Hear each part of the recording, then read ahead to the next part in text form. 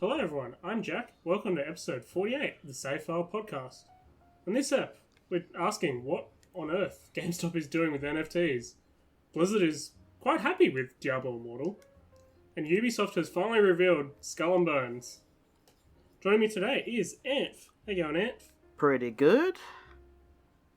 Mr. Josh. Howdy. And Sharps. Hey, what's up?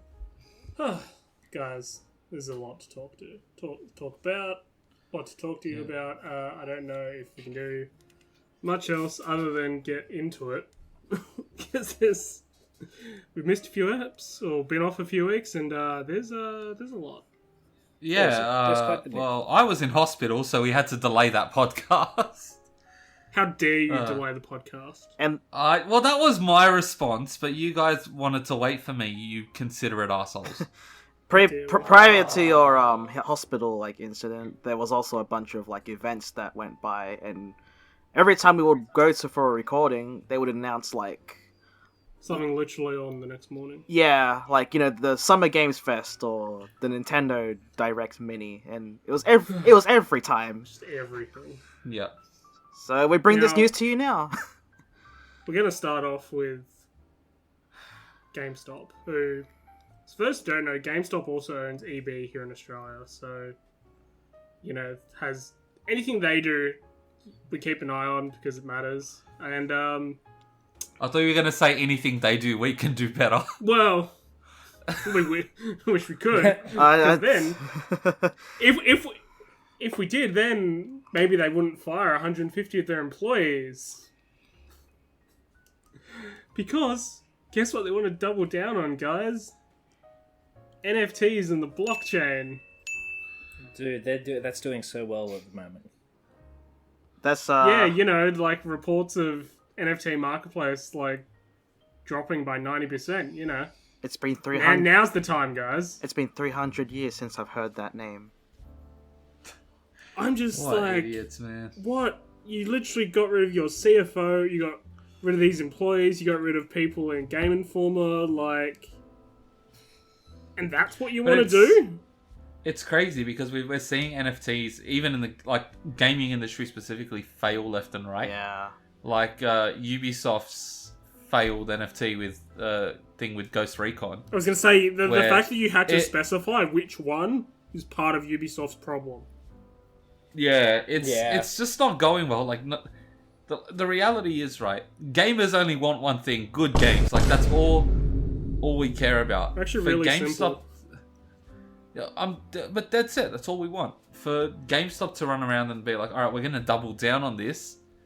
This is not a good move. It doesn't matter how much you polish a turd, it's still a turd. You know that saying? Yeah, I know that saying. NFTs are shit, right? Nobody wants these things. You're banking on the fact that gamers A want this, B are gonna be familiar enough with the blockchain and crypto and shit to buy this, and C that they want to buy anything from GameStop. You're asking for the stars to align at this point. You have such a small size of people you're selling to. It's not worth it. They also have their NFT marketplace that they launched, and it just looks really crappy, and half the links don't work. And that's a good start. And literally people that's how you are know it's good. None of this stuff looks like it's not surprisingly actually licensed by any gaming companies or anything like that. So it's literally just, it almost looks like just if you were going to scroll down a Tumblr newsfeed of someone who just does art stuff and retweets heaps of stuff. None of it looks official. None of it actually looks all that great, to be quite honest. It's what are we doing here, guys? What are you? I don't know why they're specking. They're specking into all NFT and cryptocurrency because I think they're trying to get ahead of the technology. They're trying to be in first. But they're trying to get ahead. They were literally the company that got boosted by this months, what must be a year and a few months ago now, they got boosted. Now they're realizing they want to jump on the bandwagon. Now that it's almost proven that it doesn't work, it just doesn't make sense for me. But I'm not quite sure what the end I'm not sure what the end goal is, because they don't seem to be putting enough effort into making it look good. Like, anyone who looks at this from the outside can see, like, oh, this doesn't look great. Like, even just as a product. So I'm not sure what they're trying to sell. Yeah, I think that's my thing with NFTs. They don't know what they're doing, because literally I think a lot of people, they're almost hoping... I had this thought, it was like... They're almost hoping they just fall into the money, and that this just becomes successful, almost like they've won the lotto. That's what people are hoping with NFTs. They just buy an NFT and suddenly it like balloons out and becomes successful.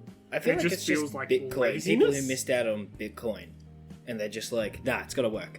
Nah, it's gotta work. Like, they just can't get out of the idea that they're gonna buy this thing, and it's just gonna explode, and they're gonna be in on it this time. Yeah, I feel like there is a bit of like crypto, like FOMO. Yeah, fear of missing out. Yeah. Yeah. Like massive FOMO. Well, they haven't learnt their lesson from Wall Street, so have fun. Yeah. Can we stop with it? Like, literally. I feel like it's just they just can't get over it. They're going to continue to do it until it works, and I just don't think it's going to work. I think it might get worse. Definition of insanity. Yeah. Well, didn't it crash not too long ago? Yeah, it tanked. Yeah. No, that's literally why this makes no sense. Like, the move to do it now is even more dumb. Like, if you were going to do this, you should have jumped on the bandwagon when your stocks were high because of the NFT craze. And people were just getting on the stock market, and now you're sort of dead. It's literally DOA. Yeah. I feel sort of bad. I do think that, like, crypto is probably something that's going to become more mainstream as the technology progresses, like whether we like it or not. But I'm not sure about NFTs because they don't present like any sort of value. Crypto, at least, I understand as like literally being its own form of currency. Yeah, like it has a little bit money. more like grounded reality. Yeah. Whereas NFTs just don't. NFTs are literally like they're meant to be like a stock that is worth money, but people are like, this doesn't mean anything to me. I hate to be that guy, but like, if you have a Bitcoin, like the experience and the things you can do with that Bitcoin are a little bit different to what I could do with that Bitcoin. If you have an NFT, I can literally screenshot the NFT and I have the same thing. Like, there's no practical difference. The only difference is that you could technically sell yours, like, to the speculative market, but like it doesn't serve a function. Like, it doesn't possess any inherent value. It's just whatever people. Yeah, no one's regulating this. Like, he used my NFT online. He's in trouble now. Get him. Like, that's not happening. They act like that though. Have you ever seen those the people having meltdowns? Like, yep. Oh, those NFT bros. The NFT bros having a meltdown when they're like, "Yo, post the last screenshot on your phone, just their profile pic." Like, if you look on the actual picture I shared in our notes, like literally, I'm just looking at it and I'm like, this just looks like something you could have found like on the internet anywhere and just uploaded. Like, they just look trash. Yeah. Heaps of these random sloths in Game Boy animation, like... You know what? This is the thing that pisses me off the most about NFTs, and it's the pettiest thing, but it pisses me off the most, is the fact that it's like, they're so shit. They don't even look like a commission you would buy. No, that's the thing. Like, at least if they were, like, the quality of a commission, I'd go, sure. Sure, I get that. Not. Sort of. Like, look, most of them look crap. Like, the monkey NFTs piss me off so much because it's like the ugliest thing, and they're so generic that they lose. It's like, it's kind of weird because to me that makes them lose value in the fact that there's like 100 million of them and they all look nearly identical, and they're basically like, oh man, I bought this rare Pepe for like $4 million. Like, why the fuck did you do that? Why? It's like buying a bootleg keychain from some back alley market. And I'd rather buy... It's worse than I'd rather buy that exact keychain. No, it's fucking worse than that. It's like going and getting a bootleg and then claiming that no one else can have this bootleg. And then the guy goes up and just takes it. And then you, like, have a hysteric fit over it. Yeah. At least when you buy the bootleg, you have a physical object. Oh, yeah. Precisely. Like... Fucking NFTs. Yeah, we are slowly becoming the fuck Blizzard and fuck NFT podcast. You know, is that Becoming? a good time I to thought we already transition were that. to the Blizzard update section? It might have been a subtle My jab. BlizzWatch section. Oh, here we go. Diablo Immortals is guys. fun, guys. Yeah, pretty much. Blizzard president Mike Ybarra has stated he felt pretty good about the launch of Diablo Immortal. Oh my god. He defended the game, saying, Blizzard built it so players could literally do 99.5% of everything in the game for free while still getting a full Diablo experience. The monetization comes in the end game, Ybarra told. The philosophy was always to lead with great gameplay and make sure that hundreds of millions of people can go through the whole campaign without any costs. From that standpoint, I feel really good about it as an introduction to Diablo. Well, it is an introduction because people are going to get to that end game and go, this is not for me, and hop off. You know what this reminds me of? It reminds me of, like, yeah, man, this game is fully playable. I finished this JRPG. I had to play it at 10 frames per second. Completely fine. It is that, because literally people were complaining about, like, you got to, like, level 40-ish, which is not that many hours in, to be quite honest. It was like 5 or 6 hours, if it, even that. And, like, literally you hit a wall, which was... I don't have the battle pass or some of this other stuff that's giving me free XP. Or constant XP, at least. And so they sort of just got stuck. And it's a little bit grindy. And then you get to the actual end game where you're fully leveled, and you go, hey guys, I want to get on board with, like, some of that loot. Can I get some of that? No. And no is the answer. We did a few sims, the boys, of the person who basically just took the RNG and made it so you could do it for free over and over again. I think I spent like 20 grand. And how many 5-star gems did you get? Which One. Is the highest? One. Yep. One. So that I did like pull until I got one, and I had terrible fucking luck. So I did, just while I was writing the notes, I was like, oh, let's do it again. So I remember the first time I did this, I got 1,000, which, in a scheme of things, not too bad. Today when I did it, took me 4,000 US to get a gem, a 5-star legendary gem. It took me another $5,125 to get a second 5-star. Yep, working as intended. Yep, look, they made, I think, something like 47 million or something in the first month, so they're doing fine, you know, they're not...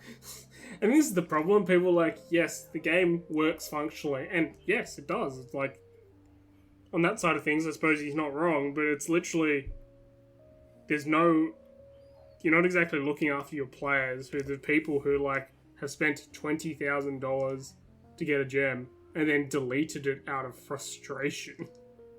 Yeah. Because he's just like, this is ridiculous. You know what's kind of fucked up? You guys know slot machines? Yeah. Mm. What do you guys think the return rate on a slot machine, like, actually is statistically? I don't know. You have more of a What is chance it? to get hit by lightning. Just No. like the lottery, I right? want you guys, the amount of money that the slot machine gets put into the slot machine versus the amount of money that the slot machine puts out. What did we just said, like, the return rate is? 1 in 1,500,000. Okay, you put out a number there. Okay, Jack Sharps, I actually want you to engage in this thought experiment. I feel like for every $1,000 you like that goes into a slot machine, 5 cents comes back. Okay, cool. Jack?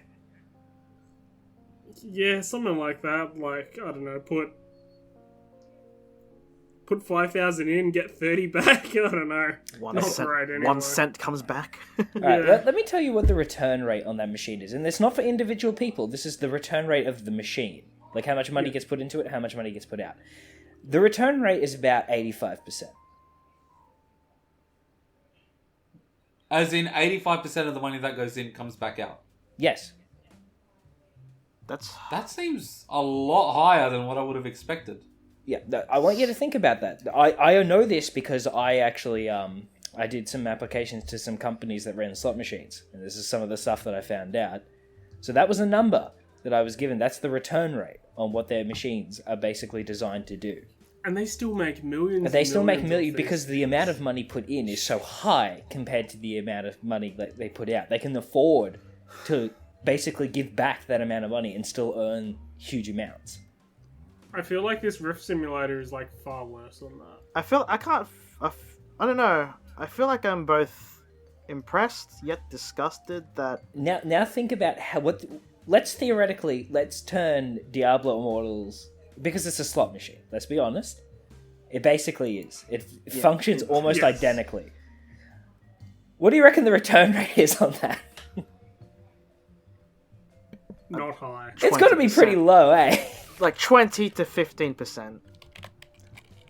Like, it's just, I just want to bring this up as like, people will compare it to gambling. It's fucking worse. It's worse than gambling is. What's the return rate on Diablo? I don't have an exact number, but the fact that... Oh, I thought you had the exact number. For reference, they say that it's 4.5% to get a legendary gem. Okay, so it's a 4.5%. 4.5%. And let's be honest here.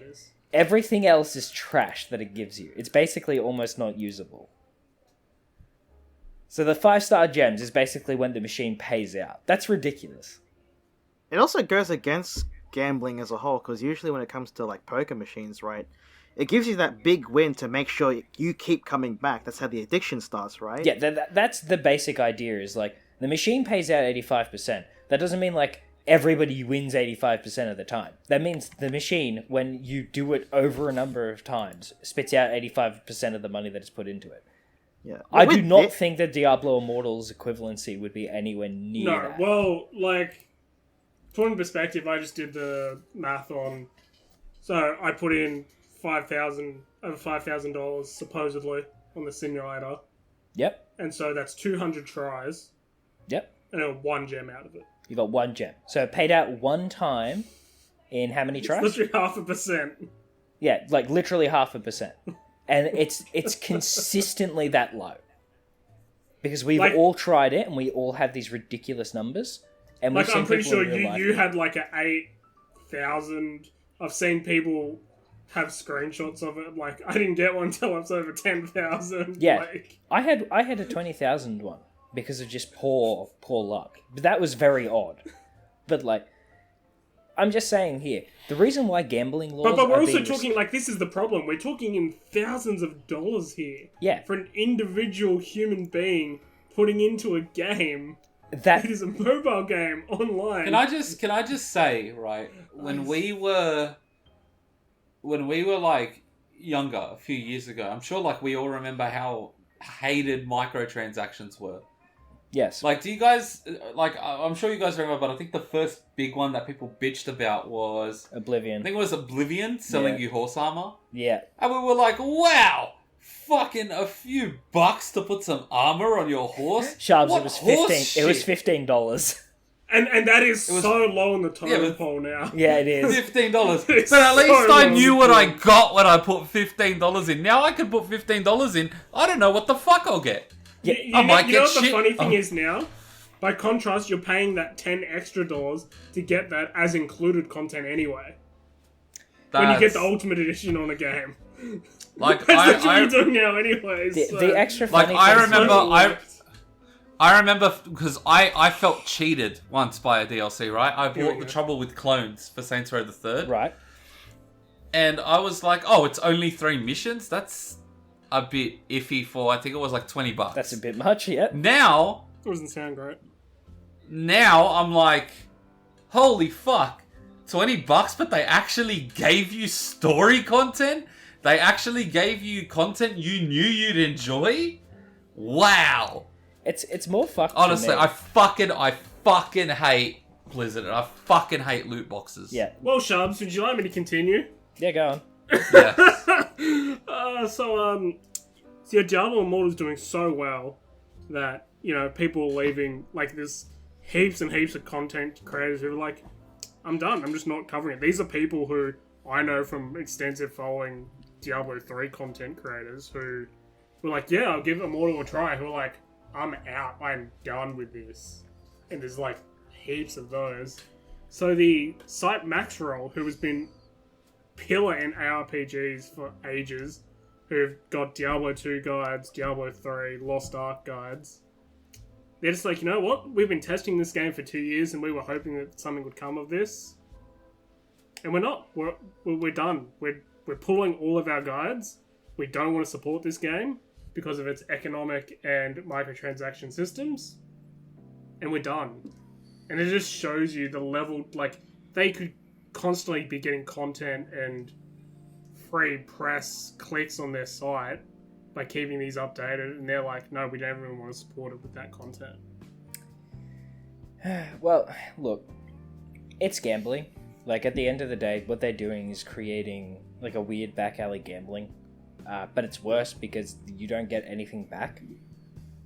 Yeah. Yeah. It's like, oh, you got a big win on a poker machine. What do you get? You get the JPEG. You get the NFT, my boy. You got the JPEG. Oh, it's so sad that it's like that. Dude, you give me $5,000, I give you JPEG of a waifu. Equal. I think it's a very equal. Amp's about to empty his wallet. Yeah, he's about to.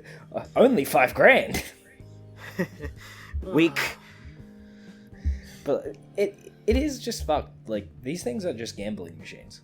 If you can put money in, the fact that they can ask you to spend money, like a lot of money, not a little bit, like a lot of money, to play what is essentially a slot machine for content. It's incredibly, like, predatory. It feels dirty. It is dirty. Well, it's predatory because, like, I know how whale business models work, and every company is just competing for, like, to get 10 people who just drop $10,000 every month on their game. That is the most fucked thing I can think about, is like, I need to create something that's going to basically trigger a gambling addict to keep pumping money into it. Yeah. I mean, I think, Charbel, Anf, you remember the story of the grandma who played Clash of Clans? Oh, yeah. Charbs? I'm trying to remember. I don't. She basically sent herself to hospital because she just stopped paying for anything else in her life because her Clash of Clans clan needed her. She just had to keep putting fucking money into it until her family basically had to stop it. Thing is, the company was, like, sending her shit, like, to make sure she kept coming back too. They were like, oh man, where you been? Like, you gotta come back. Yeah, all those systems, they try and keep you pulling back in. Yeah, remember that, like, Apple used to save your credit card information onto iTunes, so you could just click and buy? They still do. Yeah. Yeah, but you have to put your password in now. Oh, yeah, okay, that's good. You know why they did that, Ev? Because it was on the fly, you could disable, essentially. How many children... Yeah, how many children do you reckon emptied their parents' wallets? Oh, well, I do remember that whole debacle with what was it, Grand Blue Fantasy? Oh, I remember Grand Blue Fantasy that got sued because they were lying about their rates. They were basically so low it was impossible. What was that guy who spent, like, what was it, 80... Was it not 80,000? It was like 8,000 at least. Yeah, it was some ridiculous number of amount of money until the point where he was like, "Hey, I definitely should have gotten this by now if it's like a 1% chance if I've pulled like 500 times." So maybe they can't lie about their rates anymore for what you can win, which sounds like gambling to me. That certainly sounds like gambling to me. Oh god. I don't know. I don't understand the surprise mechanics, people. Who are you trying to pull? There's a reason they're doing that. It's because, and I'm going to use Australia as an example. Here we go. So, for argument's sake, let's say loot boxes now become gambling. Like, officially, the law considers them to be an act of gambling, right? Which they are, let's be real. Which they totally are, yep. Now, let's look at FIFA as an example, because that game proudly uses loot boxes, and it's a big part of how they make their money off that game. If that game's gambling, it can't be sold in an EB Games, because an EB Games is you're allowed to have people under the age of 18 enter. That game now has to have an R18 rating, and if a store is caught selling it to someone below the age of 18, they're fucked. So basically it becomes a digital product. More importantly, anyone that wants to sell it must now have an RCG. Oh yeah, that does make it slightly more complicated to buy Gran Turismo. Yeah, and not just that, but, well, let's say for argument's sake, you're like, alright, well then I'll just buy it off the PlayStation Store. You can't have it accessed by little kids. So that way, all the little kids that normally buy FIFA won't be able to play it, because now PlayStation locks your games to your account. So if you buy FIFA and you're 24 years old, for argument's sake, and your little brother has a profile on PlayStation, he wouldn't be able to play it. It would put up so many roadblocks for a company like EA to make money off their game. I know they're going to rebrand this EAFC next year, but it would put so many roadblocks for EA to make money off these sports games and anyone else, that it would almost not be worth developing them. And that's just Australia. Imagine how much money they would lose in other countries as well. Well, there are countries where gambling is just outright illegal. Yeah. I think my favourite excuse of people saying it's not gambling was that 2K Games literally put a casino in NBA 2K for you to bet your virtual currency. And they were like, no, it's not gambling. I'm like, my brother in Christ, it's a literal casino. That you can put real money literally. into, but you can't get real money back. They literally call it a casino. I'm being dead set. You could spin the roulette. You got a free spin of the roulette wheel once a day, I think. Oh my god! Exactly. They literally called it a casino, guys. They're not. No, like, it's an actual. I swear to God, it's an actual casino that you can go into. That seems like poor oversight. Did no fucking person go, "Hey, maybe we shouldn't do this. Like, this might be a little too on the nose." Nope. I mean, to me, I can't stand any kind of practices that exploit people. No. Unfortunately, that is fucking rife in this industry. We see developers get exploited by larger companies. I mean, listen to any of our previous Blizzard stuff, and we also have mentioned Ubisoft and a few others. Side note, that's like 90% of podcasts. Yeah. We see consumers get exploited, and this shit's been going on for a very long time. But it's ramped up so fucking much in this generation and the previous generation that it's not, like, it's ridiculous. I think the problem is now it's so prevalent that it's become it's a part of the norm. industry now. Yeah, it's just become the norm because it's almost felt like people have given up. They're like, God, this isn't going away anymore. Unlike what we've tried to do with NFTs, where we've tried to hit it as it's happened, as it's sort of come in, and people have been vocal about their displeasure about it. I think while people were displeased, I don't think it got the message wasn't sent right to developers. And yeah, here we are. We're in I feel like this is another graphics thing where everyone wanted better and better graphics, and suddenly we all shut up about that. Yeah. Like, it was... Look, it's one thing if you're given a bad product. Like, if you... Like, for example, think of other controversies, like Ubisoft downgrading Watch Dogs, right? That's one thing because it was misleading and things like that.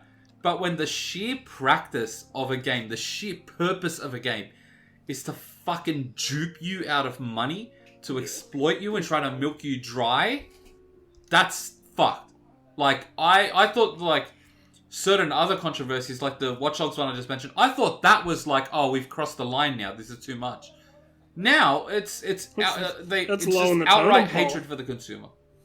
Like, I can't justify buying so many games. I remember, like, I used to get hyped for games. I used to be like, oh my god, I can't wait for this. But now, like, there's very, very, very, very few games where I look at them and I'm like, I have enough faith in this to buy it day one or first week or whatever. And with that, I want to lead into another topic, alright? Hang on, I just want to finish on one last Blizzard thing. Okay. They're not doing any more Heroes of the Storm content. It's dead.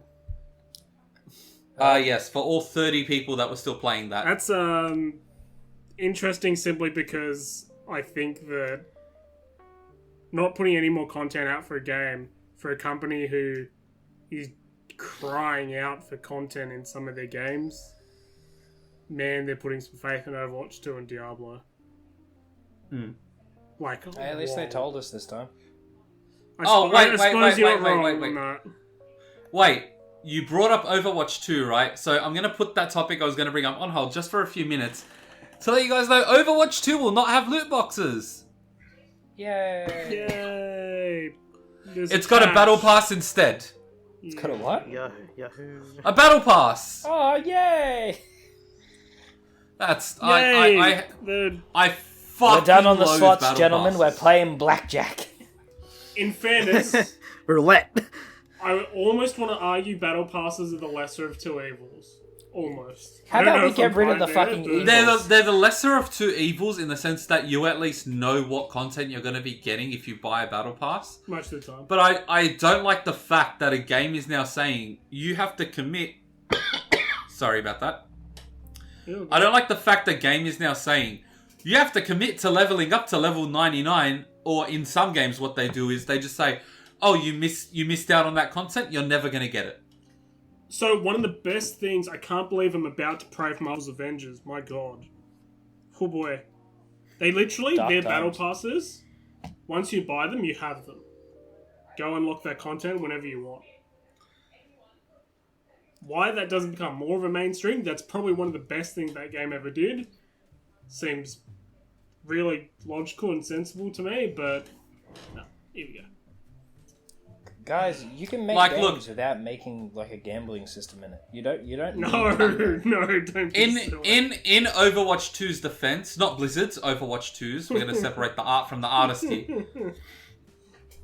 I feel a little bit easier on it because it's free. I don't know why I'm coughing. It's free to play.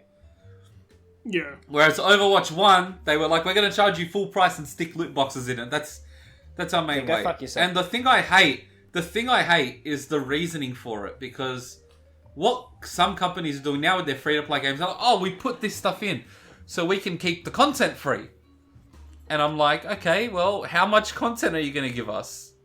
And like, Overwatch doled out like very little new content, even before Overwatch 2 was announced. I don't know what the hell's wrong with me. I'm so sorry. But yeah, I'm alright. But I'm just like, you put out so little content. I wonder how much money you made before you put out some content. Like, how much money did it cost for you to make a new map? Like, be real about it. Yeah. Did it really take you like 7 months of loot boxes to do it? And then you gave us Horizon Lunar Colony? Like, map. If you're a free-to-play game, right, or even if you're just a multiplayer-only game, your game has to live and fucking die by your support. That's the reality. Right? That's absolute reality. If you don't have a story or a single-player experience, your game is straight up relying on whatever support you give it post-launch. Yeah. And then there's Overwatch 2, where everyone was like, okay, well, it's going free to play. Your stuff will transfer over. This is good. And I think I think you said something about it, Jack, where they said they would only have 3 new maps and 2 new heroes at launch. 3 new heroes, but I think it was like... Sorry, 3, yeah. There was a few more than 2 maps. My brain says 6. But I remember there was this thing, like... People were looking at how many heroes would we have if they hadn't stopped Overwatch 1 development, just based on timelines of what they'd been doing. How many we would have.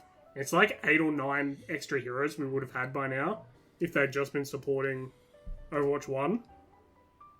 There's just a big part of me that's like, maybe we should have done that, given you're not charging for Overwatch.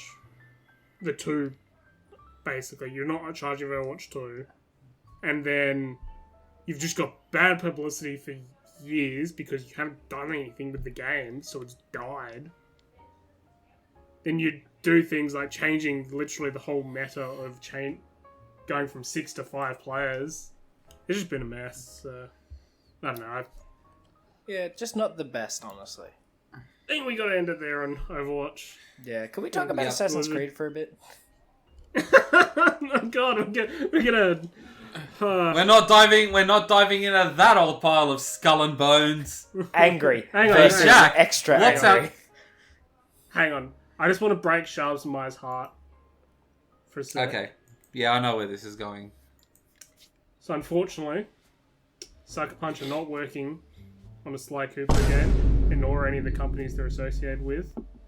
Mm-hmm. And nor is there any Infamous games. Oh, what? What are you doing, Sony? Get off your asses and get him to make a collection. Well, why there hasn't been a remake? Okay, I'll deal with that pain. Games. So Sharps, on your back door, I'm just giving people a little bit of insight here. Sharps has a poster of Second Son. Sharps, can you just remind everyone when that game came out? That was 2014, I believe. March 2014, guys. Yeah. Now, so probably should have realised series may be dead and maybe not come back to it for a while. Yeah, I like that I guessed, but I'm looking at it right now and it has the release date on the poster. That's what I was trying to get you to do, Sharps. Sorry. Anyway, so yeah, I'm crying a little bit inside and I'm sad. They're probably working Rip on. Infamous. They're probably working on Ghost of Tsushima 2. Oh no, 100% they're working on Ghost and they've said they're working on other stuff. And I must say, one of the other things they should do is work on some sort of more loot game. Because the loot they have in Ghost of Tsushima is some of the best loot mechanics. And just loot in a game for a long time. So, I don't know. Focus on Ghost of Tsushima, that's fine. Just makes me sad. But Sharps, do you know what they're also not doing for now? What? You know those Rockstar remakes that we're going to do for GTA 4 and Red Dead Redemption? Yep, I know. They're on hold. Yeah. Sorry about that. So, That's what happens when Trilogy goes really badly. It doesn't perform very well. There have been rumors for a very long time that Rockstar was going to remake both these games. And they both deserve remakes for two different reasons. GTA 4 is... don't get me wrong, I still love the game with a passion. But... I feel sorry for Clitson, who's going to have to edit all these out. But... It does need a new coat of paint, let's be real. Whereas Red Dead Redemption, that game didn't really work until 2 weeks before it went gold. Yeah. And till now, we haven't seen a PC release of the original Red Dead Redemption. Because it was so hard to just fucking make. Yeah, I can't imagine it's high on the priority list. I would love to see what they do. And plus, according to the reports, it's actually Rockstar handling these. So, don't worry guys, Grove Street Games isn't touching them. Rockstar also did confirm that they were involved with that Max Payne remake as well. For Max Payne 1 and 2, which is really good to see. That, Yeah, I do like Max Payne. But I want to bring us on to a new topic. Here we go. And this is one for Jack. Skull and Bones has been officially shown. Yay, pirates! Yeah, so, I mean, Jack has been, eyeing every little crumb of information for this game for years, because Jack loves, pirates. I love pirates. Black Flag was a fantastic game, and I stand on that hill, and a lot of people stand with me. Bad Assassin's Creed game, great pirate game. And literally, the worst parts of Assassin's Creed, Black Flag, are the parts where you're not being a pirate. Yeah, so they finally showed it off, and look, reception aside, there's one thing they did that absolutely gives me no faith in this game at launch. And what's that? So, they discussed the roadmap for content. And this is something we have seen before now. And it's getting more and more common, which shits me. But so many of these games, when they get asked, oh, you know, what's next for this game after launch? Oh, we've got this roadmap here, and they make it look really good. and they'll sell. They tell you some shit that they know they're not going to accomplish. They're going to be like, yeah, we're going to have like an expansion here, new stuff here, fucking weekly this, and you're just like, that ain't going to happen. And I've seen it now so many times where companies will say, oh yeah, we're committed to this game, here's our roadmap. And then like 3 weeks in, they're like, oh, unfortunately, we're going to have to abandon this roadmap. You know, certain things have come up, we can't handle it I feel anymore. like if they stick to it, it's alright though. Like, there's plenty of games I've seen though, the roadmap's been okay. No, like, there are times where the roadmap looks fantastic, but then, like, I've seen so many games where they release it with no fucking content, which is why they're discussing the roadmap so early on. It's, yeah, I do not... Let me run through a few of the bullet points on this. So, there is PvP and PvE. You can do one or the other. You can do them sort of together.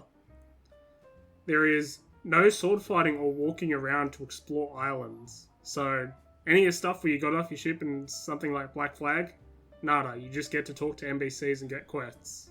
Well, pirates never fought with swords, Jack, you see? They also never walked. In reality, I've studied history for many years, and I've never seen a pirate walk. Yeah. Like when they used to make people walk the plank, they would just put them in a slightly smaller boat, the size of a bathtub, and just push them off. Actually, that's what it meant to walk the plank. I'm pretty sure that's what I remember. Why do you think they all had peg legs? Yeah. It's not because they've been walking around with those legs.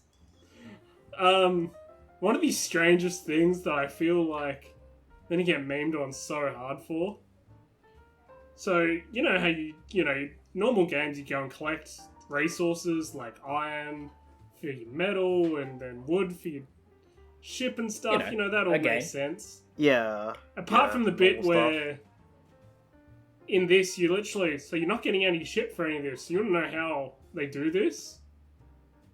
Let's roll up to the side of this cliff, press a button and you're going to get some ore.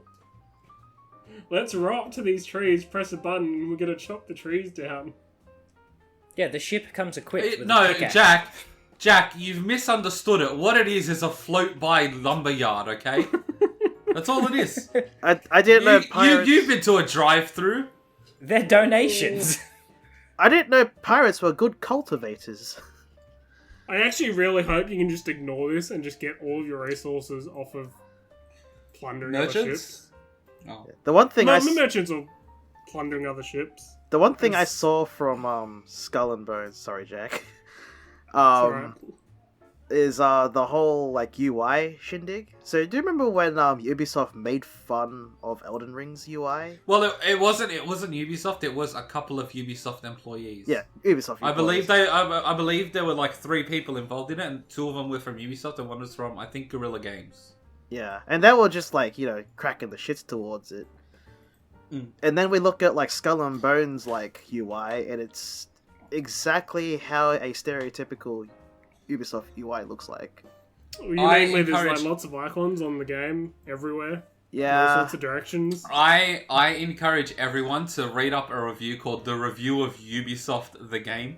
That's funny. And it's just a review of the most generic Ubisoft game possible, but it can be applied to any Ubisoft game. It's amazing. Let me guess, there's map clearing things, so you need to go and climb X thing to get... Yeah, you must reach a high vantage point to unlock a part of the map, which will display more icons and collectibles for you. Yeah.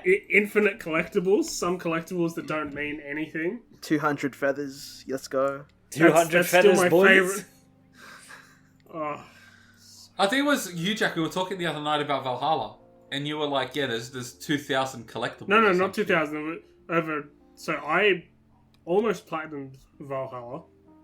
By almost, I mean the last side quest I needed to do was bugged. It was literally 2-3 minute side quest that I couldn't complete because I went somewhere in the open world game that I must have triggered something that wasn't meant to happen yet. Good one, guys.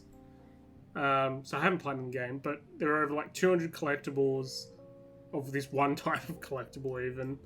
And so, yeah, literally this massive map. Trying to clear it was wild. like the average platinum for AC Valhalla was 120 hours. Oh my god. Damn, dude. I like how Josh heard that and he's like, wow, that's a fate worse than death. And let me tell you, it's very repetitive. Man, Assassin's Creed used to be like, what? A 20-hour experience. A 20-hour experience, right? Even if like 30 or 40, you go back to it. See, this is my thing. I'm like, with Skull and Bones, all you literally had to do to make good pirate game was cut out the Assassin's Creed part. That's true. Of the pirate game. You literally fundamentally had a good pirate game that was bogged down by some assassin stuff. And I maintain Assassin's Creed as a series keeps making these good games where they are bogged down by the assassin stuff because they want to be an RPG without doing a different IP just because if they chuck Assassin's Creed on the front, it'll sell. And it stopped being about the assassins as well, story-wise. Doing that since Black Flag. Yeah, I don't know why they keep up with the Assassin's Creed part. Why not just make it just whatever? I'm telling you, it's because you chuck Assassin's Creed on the front, it sells. They could have literally named it something else, and then in a small subtitle, it's set in the Assassin's Creed universe. And then they do this really dumb thing. How's that Prince of Persia Sands of Time remake coming along? And they do this really dumb thing where they release a new IP called Immortals Phoenix Rising a month after they release the really long, grindy game of Assassin's Creed Valhalla and literally cannibalize their own game. And I'm like, guys, what are you doing? It's ridiculous, man. Also, the one thing that really bothers me is Assassin's Creed 4. It's a good pirate game, right? But Valhalla, from what I've seen, it's a bad Viking game. If you go ahead, there's no ship combat in Valhalla, by the way. You're a Viking. You go up to someone and you murder someone, right? The assassins don't do that. But in Valhalla, you murder someone, you get desynchronized for it, and you're a Viking. I'm a Viking. What did Vikings do? What did the Vikings do back then? What did they do back then? In fairness, usually when you go and you raid a church, you can pretty much kill everyone there. What was his name? Ivor? What makes Ivor so special? Was he the moral upstanding version of a Viking? Ivor, the virtue Viking. The virtue Viking. Yeah, the virtuous Viking. There's something we do need to talk about on this podcast, however. And at first, it might not seem that it's related to games, but we promise it is, alright? Just hear us out. So, like we said at the beginning, this has been delayed for a few weeks, and of course that means we've had a lot more stuff to cover. Just a few. But something that we do need to talk about is the former PM of Japan, Shinzo Abe, was assassinated, right? Yep. Now, I know what you're thinking, how can this be about games? And it's because a far-right French politician decided to blame Hideo Kojima for this. So, with pictures of Kojima on Twitter. Yeah, he posted pictures of Kojima in a response to someone saying, I believe, how can they do this? And he responded with photos of Hideo Kojima saying, this is the far left.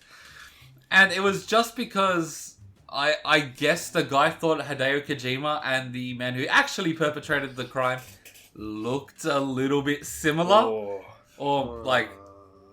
That's literally it. But Hideo Kojima and Kojima Productions have responded, and they're threatening to sue with libel, I believe, if an apology's not made. As they should. Which was my first thing when I saw that. I'm like, oh. I don't know about you boys, but I've never been blamed for the assassination of a world leader. No, I personally But I'd like to think if I was blamed for it, I would actually like to have been the one who did it. Yeah, you know what? If I make a makeshift shotgun and kill a political figure, I would like to have some notoriety for that. Yeah, but this is very important, right? If you're a person who has any kind of influence or any kind of following, so like a politician, or hell, even if you're in the game space and you're a journalist, this is why it's always super important to double fact check anything you say before you say it. We've seen plenty of times in game journalism where people have reported stuff and then they turn around and they go, oh, well, I made a mistake. very fucking important because, especially these days, the internet is not a forgiving and forgetful place. No, they're not. No. Forgiving and forgetful is not two words that are not synonymous. Actually, you just reminded me of this thing that we haven't talked about. So you remember EA? You know, that other company. Guys, we're going for the big three here. We're going to go Blizzard, Ubisoft, and EA. Yeah. Do you remember when EA tweeted about she's a 10, but she only plays single-player games? Oh my I was just God. about to bring this up, and the funniest thing was, a few days later, they released a trailer for Skate 4. There were literally developers of their own games replying to this being like, being a game dev, and my publisher doesn't even know what we do. I want to know who runs EA's Twitter. Some of the biggest single-player games you're about to release, and you try and dunk on single-player gamers? Yeah, if you feel like EA doesn't believe in their own products, please look at that tweet. Yeah. So she's a 10. Like, who runs the EA social media account? Who fucking thought that was a smart Probably a thing new to say? person every week, Charles, so they probably get fired. Well, that's not true, because they probably work around the clock and have to sleep at the office knowing EA's workplace. Either or. So we can all agree they're an 11.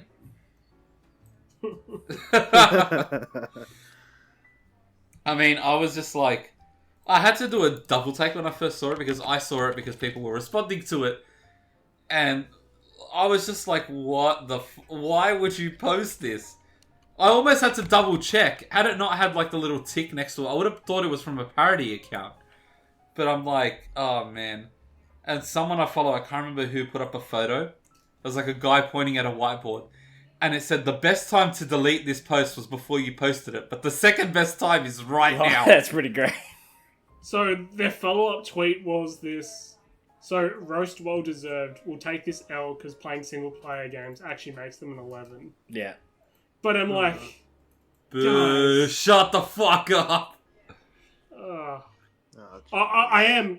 Look, credit to them for actually keeping the tweet up. Because a lot of companies, you just delete it and try and... That didn't happen. Do you guys remember when DiGiorno's got into hot water because of that why I stayed tweet? Oh my god, yeah, because they didn't know what the hashtag was. Yeah, so Jack, did you know about this? No, but I'm just... So again, this is why, as a brand, always be careful what you tweet, because there was a hashtag that was hashtag why I stayed. And what it was actually about was people talking about their experiences with domestic violence. Oh. Yeah. Oh. And DiGiorno's, I believe it was DiGiorno's at least. Josh, it was DiGiorno's, right? Yeah, I think it was DiGiorno's. Oh. Yeah, and what they tweeted was, hashtag why I stayed, you had DiGiorno's pizza. And it did not go over well. Oh. So social media people in that industry, you have to be so careful tweeting out stuff. It's part of the reason I don't tweet much is because I'm forever fearful of something I tweet getting blown up at work or something, just because I did a journalism course, and the amount of stupid things we saw people saying, just getting in trouble for on socials, I'm just like, it's not worth it. It's just not worth it. Dude, like, your life didn't is gone. check the hashtag. Like, at least check what other people are using it. That's my check the point. hashtag, That is, man. like, part of your job if you're going to work in social media for a company is you kind of do have to be, like, up to date with what's viral, what's trending. More importantly, what the fuck it's about. I was going to say, and if it understanding affects it you, is and this if you can whole- use it. Like, if it was like some kind of viral tweet that you could jump on, like some of those bullshit challenges or whatever, Yeah. that's one thing. But don't just say, like, why I stayed, you had DiGiorno's pizza. Oh god. It's be very, very, very fucking careful on social media. I'm sure we can all think of even whole companies that have said really bad shit on social media and it's cost them financially. They just need to be careful. At the very least, have someone double check it. Like, did no one in... This is what always worries me. I'm like, did you send this tweet around to everyone else in your social team and go, yeah, this is fine, guys. Yeah, were they like, okay. Like, I've seen a lot of companies tweet stuff out, and you're like, guys, you really missed the point on this one. Just be careful. I've seen It like almost customers reminds use me of Me when Too. Burger. Hang on, I just want to bring up this other thing of misinformation. And, like, making it clear is important. Guys, we need to go back to Ubisoft, who didn't make things very clear. Oh god. Uh-oh. Oh yeah, I know what this is. The AC Liberation drama, where Ubisoft, they just updated their little listing on Steam, just quietly. Just, hey guys, you're not going to be able to play this from September 1st. And people were like, that's strange. Buy it from September 1st. No. Not play it was how people were reading this and how it came. Oh yeah, how on their people read it, storefront. yeah. And people were like, hang on, I literally own this game. I can't play it. Yeah. And Ubisoft They got eventually review bombed. clarified this. And we're like, no, it only applies to DLC and online functionality. And part of the problem was the storefront. So apparently in their own article it specified this, but you're just looking at it on Steam, it would tell you can't play this from September 1st. And you're like, what? So they tried to get it cleared up on all their storefronts with this. And also, the other thing is, Charles pointed out when we were discussing this, was you can get the game within an AC3 pack where you get that as well. But Yeah, misinformation. Be very so clear. now I know this is probably a small percentage of people, but if you want to play AC Liberation in 2022, you have to buy AC3 Remastered, which comes with AC3 Remastered, which comes with it. Yeah. And I understand why they did it. I don't understand why they didn't just port it separately as well. Like, I get it, you want to make more money, you'd sell it in the pack, but like, really? Like, maybe there's a very small group of people who are like, I want to play Liberation, I don't want to pay for AC3 again. Yeah. Even if you sold it for super fucking cheap, like, what I think that was one of the encourage other. to do. That was one of the other things. Literally in the Steam sale, it was like 90% off, like a week before. So people were just like, "This feels bad." Yeah, like I love it when games become just dirt cheap after they're like, no one cares about them anymore. Like, I actually bought a few PS3 games recently because I don't know why, I've wanted to play older games. Sharps, you know what that didn't work for? What? Anthem. That was Anthem. Fuck EA. But it was a case where I bought games that no one gives a fuck about anymore. I bought Resistance 1 and 2 and they were like $2 each. $2-3. Like, I mean, I love that. The fact that I can buy games that no one really gives a fuck about anymore and they're super cheap. So unless you're a JRPG fan, because for some reason they always send you just want GameStop. No, because like one of the things I hate if I was a massive JRPG fan is with some games, I don't know why, but they like with some games they send so few quantities to the West. And it's to the point where, like, I've spoken to people who work at EB Games, and I've been like, and, I've got friends who are into JRPGs, or, like, Anf has been like, hey, is this in stock? And they'll be like, yeah, we only received one copy of it. It's like, how little faith do you have that they're going to move this game off the shelf? Yeah. Sharps, it was worse. It was worse in the PS2 era. PS1, SNES, PS1, and PS2 era. Yeah. Like, there was times where we got jack shit. Yeah. Actually, Anf, you'll appreciate this. Jack thought of you because I was like showing off some stuff that I have in my wish list on Switch. Yeah. And Live Alive is in there. Is it Live Alive or Live Alive? Live Alive. Live Alive, yeah. And Jack looked at it and he goes, I don't expect you to have this. F maybe, but I don't expect you to have that. Literally my words. I was like, this should be in Anf's library. But, like... I was going to say, though, this Liberation stuff, it just raises the question of, like, what do you own when you get a game digitally? Like when they can just pull stuff like this, and because I feel like this isn't going to be the last of something like this, and what happens if, you know, stores just take stuff off for you to be able to play, and like you bought this game, it's like, well, can't play anymore. Yeah, well, these two guys will know that I've been yelling at them about this for about 5 years now. I mean, like, the reality is, in this day and age, even when you buy physical games, there's probably going to be ways for companies to, like, not make them work anymore. Oh, they just take servers offline. Yeah. Yeah, I was going to say, my favourite is, we're just not going to let you patch the game anymore. Yeah. Like, I tried playing NBA 2K19, because I didn't like 20, and I didn't bother with 21. Like, I used to buy them every year. I don't bother with that anymore. But I was playing 2K19 one day, and then 2 years later, I was like, oh, okay, let's play some NBA 2K19. So only one game has released, right? Right, and then when the second sequel to it released, they just shut the servers. And you're like, oh, okay, well, that's fine. I didn't plan on playing online anyway. But because I used an expansion team that I had downloaded online in a single-player mode that I had already downloaded the content for, the game was just like, oh, no, you got to connect to a server, fam. It's problems like that. Like, that happened to me with Orcs Must Die Unchained. Now, difference being, much smaller company, literally an indie. So, like, okay, I understand maybe they can't keep operating costs up.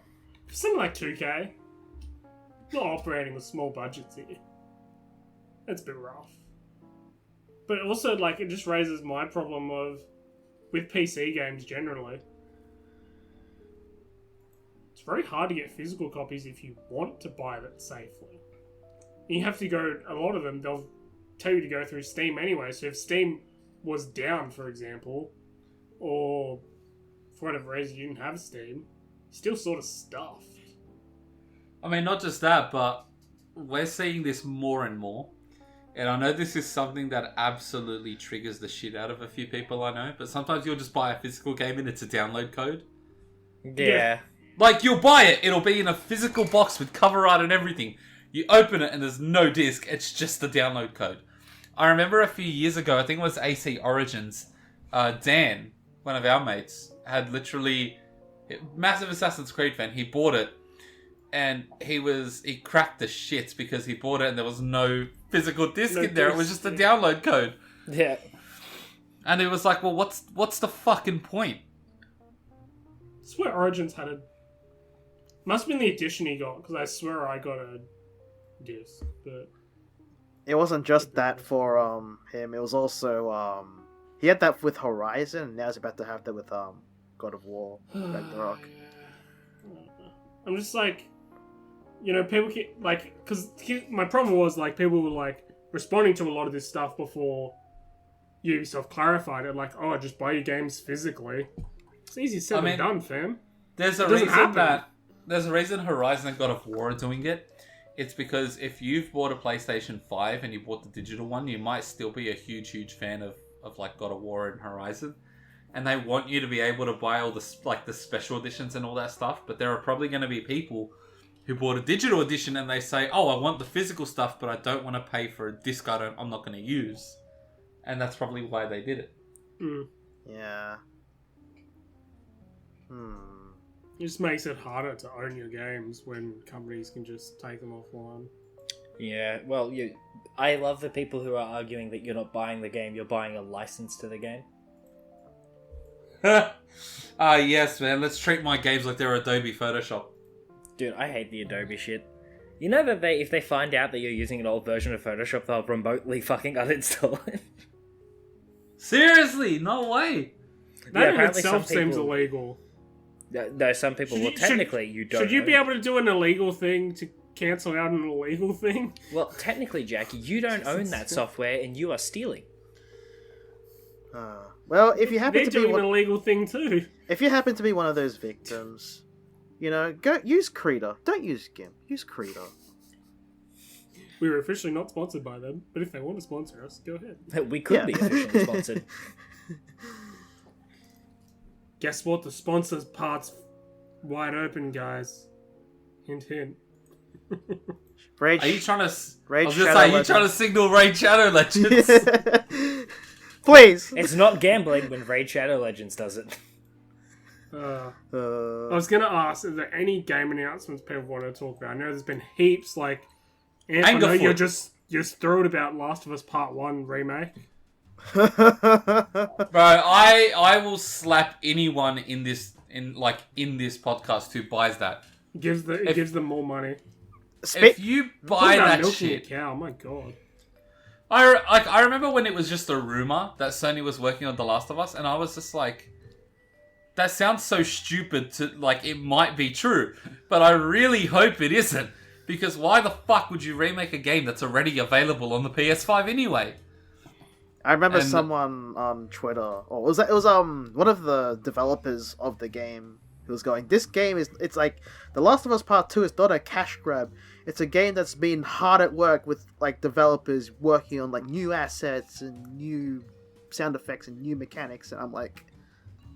Yeah, cool story, bro. Like, sure. Look,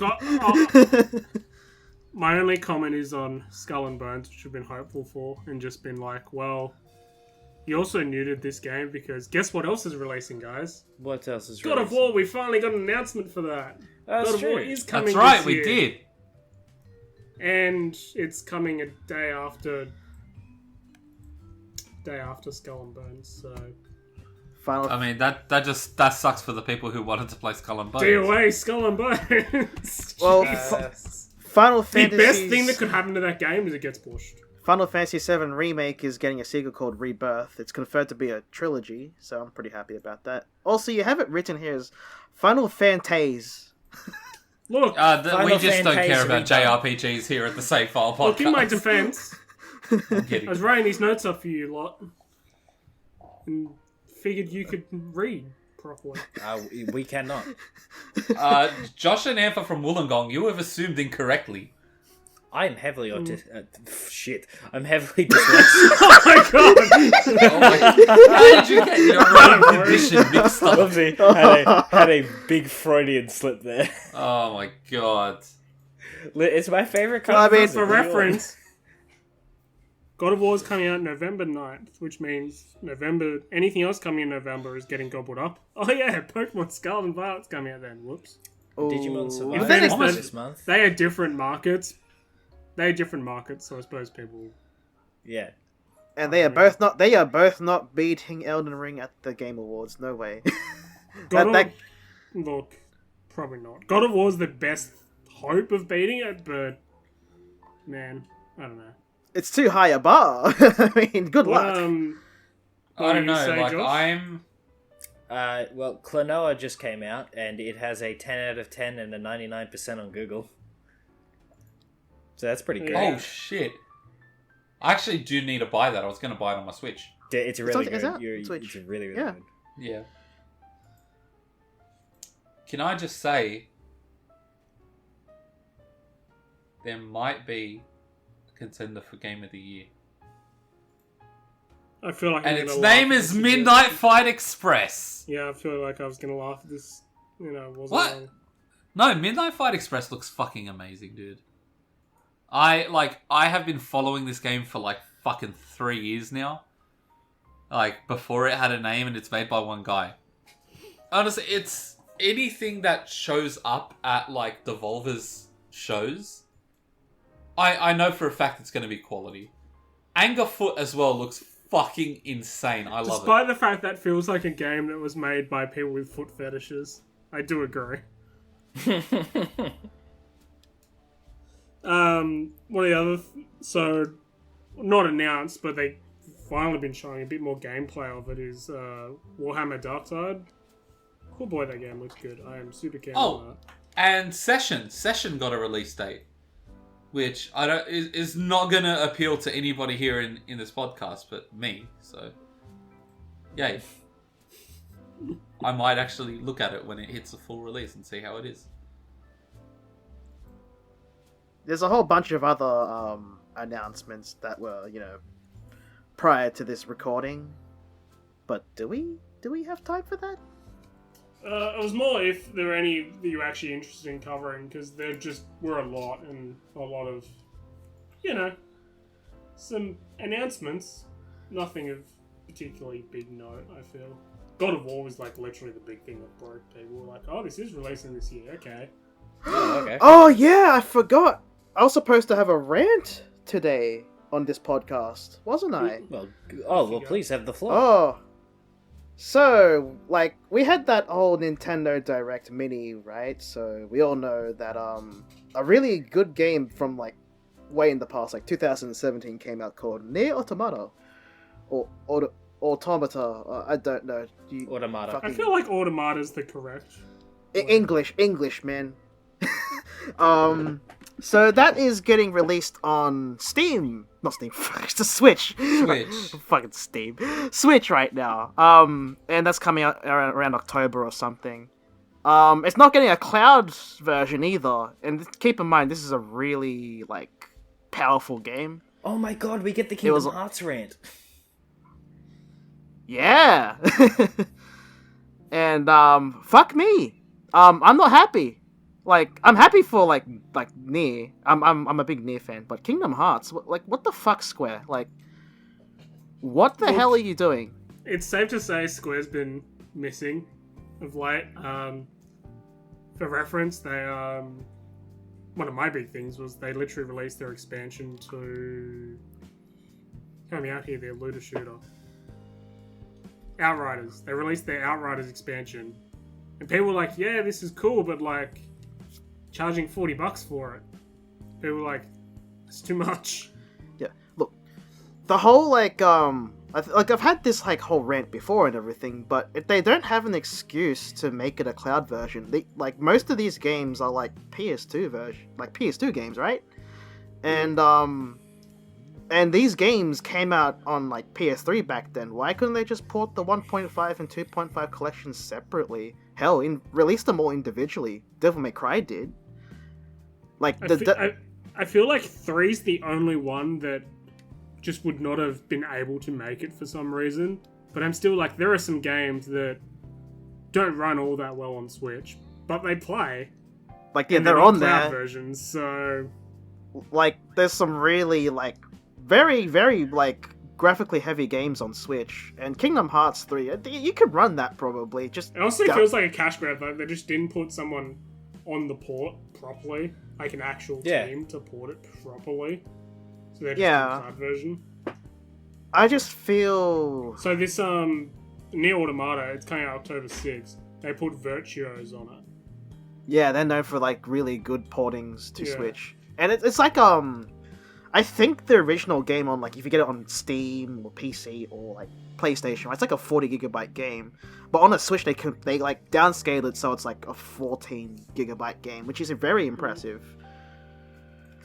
I don't know, man. Like, I know I'm beating a dead horse at this point, but this is a horse I'm gonna keep kicking because as a Kingdom Hearts fan, as a Kingdom Hearts fan, I'm just disappointed, man. Like, do you think maybe as they learn their lesson, they realize how bad Kingdom Hearts was, they're like, okay, maybe we should get a proper team to port this? I don't know. They're probably gonna look at it. They're gonna look at it and think, oh, no one bought this, so I don't think anyone gives a shit about Kingdom Hearts on Switch. I mean, they're gonna think about it more or less on a business perspective. Then I really hope they just take it off the cloud and actually then like, hey, this is your next project. I hope. Like, the Switch, I don't know if it's at the end of its lifespan, but it's approaching it, right? Like, we're kind of thinking about... I would say it's mid, I don't know about only that. because there's still talk of a second one. Like, Until they get, like, the HD version or Switch Plus, I feel like I'm still in mid-cycle. Like, yeah, Kingdom I feel like Hearts, we're only mid-cycle for the Switch. Yeah, and we're like 2 Zeldas... Oh, probably 3 Zeldas in, 2 Fire Emblems in, multiple Pokemons in, and they're hitting Pokemon's the game they roll out when they want to print money, and they're hitting the surface with what they can do with the Switch. I mean, I've played like Fire Emblem 3 Hopes, and I kind of expected that game to like lag like fuck, but no, it's pretty optimized for what it is. Yeah. Remind me, with the Wii and Wii U, could you play all your Wii games on the Wii U? Yes. Yes. Okay. Yes, you So could. I suppose that's a little bit of a reference point here. So Wii came out 2006, Wii U 2012. Yeah, so 6 So we're years. nearing the almost 6-year point for the Switch next year. So maybe that's when we see, and that's only basing literally on previous history, which is not not a good indicator. Yeah. But it maybe gives you some inkling. Look, I don't have any hopes for them to rectify this issue. Like, it's damage done. Like, it's too late. The only way they can ever do this, like improve, is one day they'll, like, as you said, take it off the store and then put it back on as like a purchasable, downloadable game, or put it on a cartridge. But I don't know. Considering how Square's doing these days, they're just gonna look at it and think, "Oh, it sold poorly." Nah. Yeah. So you know what? If you want to be a Kingdom Hearts fan, I'm sorry to say, oh look, if you want to get it on like the Switch, knock yourself out. It's an option, but you're not gonna get the best out of it. You can, like, if you live in Australia, like, we're pretty like low on like the internet speed list, so have fun with that. So I was just looking up. You wonder how the Switch is going. It's the 5th highest selling game console. Yeah, Switch is pretty good. It's only 5 million behind PlayStation 4. PlayStation 4 sold like chokers, man. another million, and you beat the Game Boy. Oh shit! But then they have to sell another. Then they have to sell another around 40 million to beat the DS and PlayStation 2. I reckon if they do make a Switch Pro and then just put it under the whole like Switch sales in total, I reckon it'd increase a little bit. We'll see. I mean, because at this point we're seeing like ever since like the Steam Deck got released, we're seeing like competition now. We've got like the Near Next. I think that's the thing. I really hope the Steam Deck release just were like, oh crap, we're gonna get eaten alive if we don't release something like a plus version. Like the OLED is not enough. Yeah. And yeah, there's just I just hope for the best for the Switch, because the Switch is amazing. Like, it's one of Sharp's favorite console. It's Josh's most definite favorite console. Oh, definitely. Especially one of my favorites. Jack barely plays his. I feel guilty I don't play mine more. That's the truth. Yeah. I've actually been playing a little bit more recently, but yeah. But I hope for the best for it. Like, it can only go north from here. Just look at what you can do with the Switch and go from there. It was not where I thought we would lead. Nope. Yeah. Do we have any final thoughts on anything we've not covered in the few weeks we've been gone? Is everyone good? Has everyone made their rants? Yeah, I'm good. Yeah, I think. Yeah, more juiced out. I'm still hopeful on Skull and Bones. Please don't screw up. God damn it. Well, I you think he'll turn? part of my problem with Skull and Bones is if you have a look through the library of pirate games, they're pretty rough. So Skull and Bones only has to do worse than Black Flag, and it's still probably top 3. Do you think the DLC will be like Bone Marrow? That's about time to end the podcast. Yeah. Anytime we end with a bad joke like that, I'm done. This has been the Safe Far podcast. Thanks for joining me, guys. No problem. It was fun. Signing off. I think it's time to Signing sign off. Signing off. Signing